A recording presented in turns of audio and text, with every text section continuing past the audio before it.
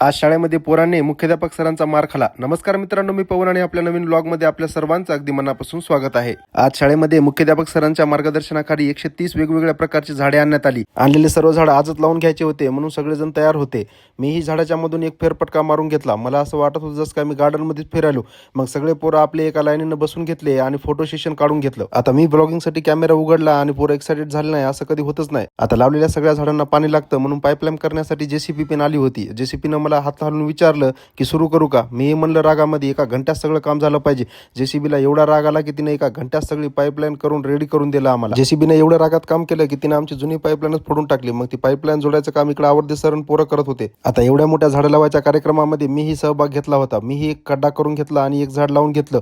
हो हो हो, आता तुम्ही म्हणसाल की ब्लॉगसाठी करतोय, हा म्हणा, काय हरकत नाही. नंतर इकडे आपल्या शाळेचे मुख्याध्यापक कदम सरांनी मला बोलवलं होतं कारण इकडे वाट आपल्याला बंद करायची होती. याच रस्त्याने लोक तांब्या घेऊन काय करायला येत होते हे मी तुम्हाला सांगायची गरज नाही. तसं तुम्ही हुशारचा हात समजून घेसाल.